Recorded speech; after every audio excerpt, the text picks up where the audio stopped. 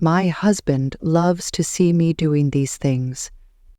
Hello everyone and welcome back to Love 30K Stories. I'm Rosa, and today I want to share a very special and emotional story. This is a journey I never imagined I would face, but now it has become an inseparable part of my life. The story is about the delicate boundaries between loyalty, friendship, and unexpected emotions that make me question whether I'm heading in the right direction. In this story, I am conflicted, torn between two difficult choices: loyalty to my husband and a deep connection with a longtime friend. What begins as innocent encounters gradually turns into intense emotions I can't deny. Will I dare to face these feelings, or will I choose the safe path and remain loyal to my life partner? Every moment I experience forces me to question trust, love, and the boundaries of a relationship. If you're curious about where this emotional journey leads me, I hope you enjoy this video and subscribe to my channel. Your support inspires me to grow and share more genuine stories, emotions, and moments with you. Thanks a bunch. Now back to my story. It began as nothing more than a fleeting moment, so innocent that I didn't think twice about it. But now, as I look back, I can see how dangerously close I was to a line I never imagined I would even come close to. The strangest part? My husband noticed. Not only did he notice, he encouraged it. At first I thought it was some kind of test or a playful joke. As the situation unfolded, it became clear that something far deeper and more complex lay beneath the surface. There's this man, let's call him Adrian. He's been a part of my life for years, an old family friend. Magnetic and effortlessly charming, he's the type who fills a room with energy without even trying. I'll admit that there's always been an unspoken current between us, but I've always brushed it off as harmless. After all, I'm married happily. But then Adrian started making comments. Subtle, yet disarmingly intimate. "You're radiant today," he'd say, his gaze holding mine just a beat too long. Or, "I wish my girlfriend appreciated my humor how you do." At first I laughed it off, attributing it to his naturally playful demeanor. Then my husband, Lucas, noticed. His reaction was anything but predictable. Rather than showing jealousy or annoyance, Lucas seemed amused and almost intrigued. With a teasing smirk, he refused. "Adrian has impeccable taste." His words lingered in the air, leaving me to wonder what he truly meant. One night, as we were cleaning up after a dinner party, I caught myself laughing at something my husband Lucas said. Yet there was something in his voice, a hint of curiosity, maybe even excitement, that lingered in my mind long after. That's where it all began. What started as light-hearted teasing soon turned into something much more complex. Lucas began encouraging me in subtle, almost imperceptible ways, suggesting I dress up a bit more when Adrian was around, laugh a little louder at his jokes, or sit just a touch closer during those late-night conversations. At first, it felt like a playful, harmless game, but slowly the lines between playful and something else began to blur. Another evening, Lucas proposed something unexpected. "Why don't you go with Adrian to grab the barbecue supplies? It'll be faster without me," he said, his tone casual. But his eyes betrayed something deeper, something I couldn't quite place. It left me questioning everything. Was this simply Lucas being confident in our marriage? Or was there more beneath the surface? Then came the car ride with Adrian. A moment so small, yet it changed everything. The evening air was cool, but the atmosphere inside the car was taut with an inexplicable tension. This was Adrian, after all. A man I'd shared countless laughs and memories with, always with Lucas or others. Surely this was no different. The drive started uneventfully, filled with small talk about the barbecue and snack options. But as we pulled into the store parking lot, Adrian turned to me, his grin softening into something more serious. "You've been different lately," he said, his voice low but assured. I froze for a second, unsure how to respond. "Different? What do you mean?" I asked, keeping my tone light. He shrugged, his eyes holding mine for a beat too long. "I don't know. Happier. Freer. Whatever it is, it looks good on you." I laughed nervously, the sound escaping before I could stop it, and quickly stepped out of the car, brushing off his words as playful banter. But inside, something stirred, a mix of flattery and unease. Was it wrong to feel seen in a way I hadn't expected? Within the store, I attempted to focus, but his words lingered in my mind, echoing and slowly dissolving the boundaries I had once believed were firmly set. Adrian stayed close, too close. At one point, as we both reached for a bag of chips, our hands brushed. He didn't pull away right away, and despite how fleeting it was, the moment stayed with me. It felt heavier than it should have as we moved through the checkout and made our way back to the car. On the drive home, Adrian shifted the conversation, his tone casual but deliberate. "Lucas is a lucky guy," he said, glancing at me with that trade Lucas smile. "Not every husband would be so chill about, well, you and me hanging out like this." A knot formed in my stomach. "What do you mean?" I asked, keeping my tone light, though my chest tightened. He hesitated as if carefully choosing his words. "I just mean some guys might get jealous, but not Lucas. He's cool with it. It's refreshing." Refreshing. The word hung in the air, its implications twisting through my mind. Was Lucas truly as unconcerned as Adrian believed? Or was there something deeper I wasn't seeing? When we pulled into the driveway, Lucas was waiting on the porch, a beer in hand and that same curious look in his eyes. "How was the trip?" he asked, his tone easy, but his gaze flicked between Adrian and me as if trying to decipher an invisible code. "It was fine," I said quickly, brushing past him and heading inside.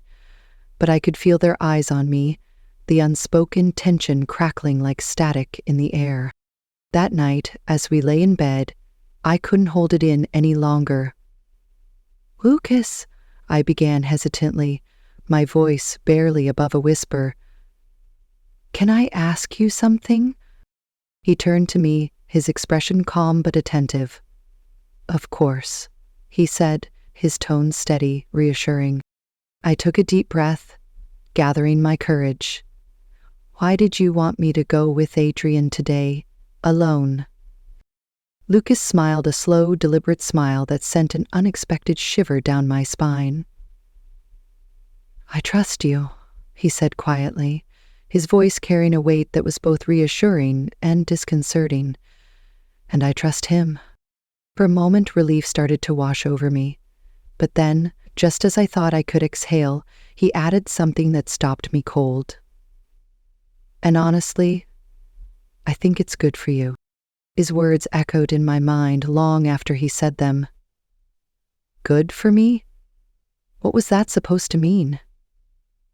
I couldn't shake the feeling that Lucas wasn't telling me everything, but I wasn't ready to press him. Not yet. Over the next few days, life seemed to return to normal, or at least pretended to. Lucas carried on with his usual routine as though nothing had changed, but I couldn't ignore the shift. Suddenly, I was hyper-aware of every detail Adrian said or did when he was around. It was as if I were seeing him through a new lens that made every glance and word feel charged with an energy I couldn't quite name. One evening, we hosted another group gathering at our house, a casual dinner with mutual friends. As usual, Adrian arrived late. The moment he walked in, his eyes found me, and I felt it again, that same undeniable electricity I'd been trying so hard to ignore. Lucas noticed too. "Adrian!" Lucas called out, waving him over with a grin. You've got to try the ribs. They're her best yet." His deliberate emphasis on her sent heat rushing to my cheeks. A collision made. As the evening unfolded, I caught Adrian stealing glances at me more than once. Each time, my stomach tightened, and I forced myself to look away. At one point, I went to the kitchen to grab a bottle of wine, grateful for a moment alone. But before I could relax, Adrian appeared, leaning casually against the counter. "You're avoiding me," he said, his voice low and teasing. I laughed nervously, focusing on the wine bottle as I uncorked it. "I'm not avoiding you. Don't be ridiculous." He stepped closer, his tone softening, growing more serious. "You know you can talk to me about anything, right? If something's bothering you." I finally looked up, and the intensity of his gaze, so searching, made it impossible to keep pretending. For a fleeting second, I forgot how to breathe. "Nothing's bothering me," I said quickly, turning away, but my heart pounded in my chest, and I knew he could tell. Before he could press further, Lucas walked in, his timing almost too perfect. "There you are," he said, his tone light, though his eyes were anything but. "Everything okay here?" "No." "Of course," I replied, forcing a smile, but the tension was undeniable. Lucas felt it too. Later that evening, after everyone had left, Lucas and I sat together on the couch, the silence between us heavy and unspoken.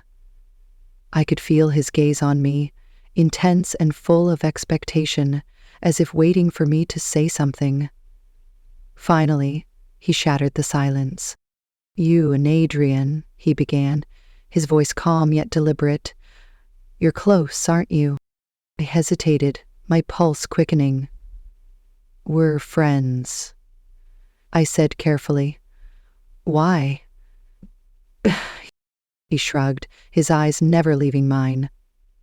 "I just think it's interesting how he looks at you, the way you look at him." My stomach flipped. "What's that supposed to mean?" Lucas smiled, but it didn't reach his eyes. "It means maybe you should explore it, see what happens." I stared at him, stunned. "Are you serious?" His expression remained steady. "All I'm saying is, life's too short to ignore the things that make you feel alive." I was speechless. Was he testing me? Or was this some kind of trap? Either way, I knew nothing would be the same after this. The next few days felt like a tightrope over a chasm I couldn't quite see the bottom of. Every glance between Adrian and me was charged, crackling with an unspoken understanding, though neither dared to name it. Lucas's words echoed relentlessly in my mind. Life's too short to ignore the things that make you feel alive. It wasn't just a passing remark, it was an invitation. But an invitation to what? I threw myself into a routine, clinging to the mundane, work, chores, planning for the barbecue. But no matter how much I tried to bury myself in distractions, my thoughts kept that night to Adrian. The way he looked at me like he could see parts of me I didn't even know existed. His presence stirred something in me, something unnamed, raw and undeniable. The following weekend, Lucas and I attended a friend's wedding, a lavish affair where everyone was expected to be on their best behavior. But instead of easing my tension, the event made everything feel sharper and more precarious. Adrian was there, of course, charming as ever. He moved through the room with ease, effortlessly making everyone laugh. But every time our eyes locked, the tension between us was undeniable. I couldn't stop watching him the way he moved. His voice softened when he spoke to me. At one point, overwhelmed, I excused myself to grab a drink at the bar. Before I even had a moment to collect myself, Adrian was beside me, comforting and disarming. "You okay?" he asked, his voice softer than usual, laced with something I couldn't quite place. I nodded, though my pulse betrayed me. "Yeah, just tired. It's been a long day." He smiled, that mischievous grin that always seemed to make my heart race. Well, we should fix that, don't you think? He nodded toward the empty balcony outside. Come, take a breath with me. You look like you could use a break from all this. I hesitated, unsure if I was imagining the layers beneath his words. Was this a simple gesture, or was I being pulled toward something I couldn't stop? My eyes darted to Lucas, who was across the room, laughing with friends, completely unaware. I followed Adrian. The cool night air outside was a welcome contrast to the chaos inside. Adrian leaned against the railing, and I joined him, standing close enough to feel his warmth. "You look stunning tonight," he said, his voice low, almost intimate. I forced a smile, unsure if I could trust my voice. "Thanks." The silence that followed was heavy, laden with possibilities. It felt like I was standing on the edge of something monumental, something I couldn't take back, and yet I didn't move away. Adrian's gaze locked with mine, and for a moment I thought he might kiss me. The intensity in his eyes made the world pause, as if nothing else existed. Before I could react, he broke the silence, his voice barely a whisper. "You know, I think Lucas knows." I froze. "What?" "He's not blind," Adrian continued, his eyes never leaving mine. "He sees it the way we're drawn to each other." I swallowed hard, my pulse quickening. "What are you talking about?" Adrian tilted his head slightly, studying me. "The question isn't whether he knows. The question is, what are you going to do about it?" My breath hitched. This was it. The moment everything changed. Was this a test? A temptation? Or was I truly ready to cross a line I swore never would? Just as I opened my mouth to respond, I heard Lucas's voice from inside, calling out for me. "Hey, babe, you coming back in?" The sound of his voice snapped me back to reality, my heart pounding in my chest as if it were trying to escape. Adrian stepped away from the railing, his smile fading into something unreadable. "Go ahead," he said softly, his voice a mixture of understanding and something else I couldn't quite place. "I'll see you inside." I walked back inside, but my mind was in chaos, a whirlwind of confusion and uncertainty. What had just happened?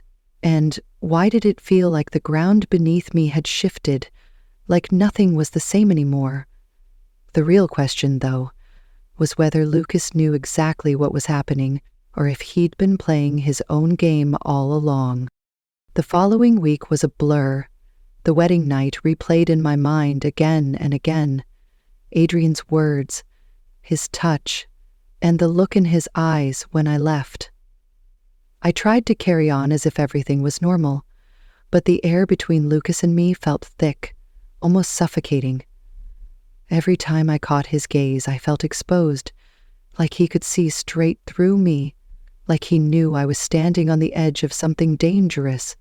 One afternoon, Lucas and I were lounging on the couch, casually flipping through channels, when he, with unsettling ease, brought it up.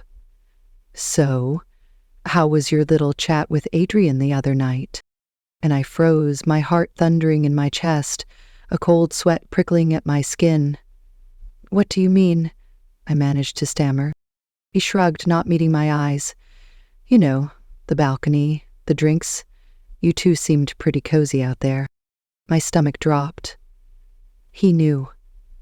I didn't know how or when, but I was sure of it now. The calmness in his voice, the nonchalance, made my insides churn. Was this some kind of test? I wondered. Or had I been walking into something darker than I'd realized? I couldn't respond immediately. I didn't know how to. Instead, I just stared at him, trying to make sense of his expression. Was he upset? Curious? Angry? But Lucas simply smiled that easy, familiar smile, as if he were waiting for me to figure it out. "You know I'm not stupid," he said, his tone light, but his eyes were sharp, unyielding. "I saw the way you looked at him, and I saw how he looked at you." A chill ran down my spine. He saw it all. My breath caught in my throat, as I tried to process the gravity of his words. "Lucas," I began, unsure how to navigate this new reality. Was he angry? Was he going to blow up? But instead of his usual temper, Lucas held up a hand, silencing me. "I'm not mad if that's what you're thinking," he said, his voice surprisingly soft. "I told you before, I trust you, and I trust him." He exhaled deeply, his gaze lingering on me. "However, something about the way things are changing is noteworthy. It is thrilling, exciting." My mind raced, my thoughts scrambling for purchase. Was this just some twisted thrill for him? How had I ended up here, caught between two men unsure of the game I was now part of? Was it all a game to him? "You know," Lucas continued, his voice thoughtful, almost distant, "there's something to be said for feeling wanted, to feel truly alive. I notice how Adrian looks at you and how you react. It's kind of beautiful in a way." I was speechless. Beautiful? I couldn't comprehend his words and make sense of his approval. My mind spun out of control. Was he encouraging this? Was he silently pushing me toward Adrian without me even realizing it? Or was I simply overthinking things? "I'm not asking you to do anything you don't want to do," Lucas added, sensing the confusion on my face. "But I just want you to know, I'm okay with whatever happens." I couldn't breathe. My chest tightened as a wave of panic and confusion washed over me. I thought I understood Lucas. I thought I knew his boundaries and his beliefs, but now everything felt up. What was he asking of me? And more terrifyingly, what was I asking of myself? Gone was our intimacy. Gone was peregrines and silver platter. In libraries, trees were stacked high up to the station. I knelt between the first lilies, gripping them tightly. That night, as Lucas fell asleep beside me, I found myself lying awake in the darkness, my mind racing with thoughts I couldn't quiet. I couldn't stop thinking about Adrian, and how effortlessly I had fallen into that space with him, the electric connection between us. It felt like something deeper was brewing beneath the surface, a tension that seemed impossible to ignore. And then there was Lucas. His calm demeanor made it feel like he was orchestrating everything, as if I was a player in some game he was controlling. But what did it mean? What was he expecting from me? The following day, Adrian called. At first, it seemed like an innocent conversation.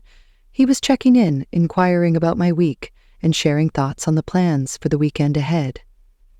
Then, with that playful teasing tone, he casually dropped a remark that sent an icy shiver down my spine. "So when's Lucas going to let me take you out on a real date, huh?" I laughed, but there was an awkward pause, a heavy silence that settled in the air between us. Adrian didn't let it go. "You know," he continued, his voice softer now, "I've been thinking about what you said the other night, about how things are, how we've been dancing around it for a while." My heart skipped a beat. "What are you talking about?" I asked, my voice suddenly shaky. There was a long silence on the other end of the line. I could hear him taking a deep breath before he spoke again. "You know what I mean," he said, slow and deliberate. "This thing between us, the chemistry, the attraction." A wave of heat flooded my face, my pulse quickening. This was it? The moment I had been dreading? The moment where the line between right and wrong blurred completely? How was I supposed to answer? "I don't know if we should talk about this," I blurted out, panic rising in my chest. "It's complicated." Adrian's voice softened, coaxing, almost soothing. "It doesn't have to be complicated. It's just us. And I'm pretty sure you can feel it too."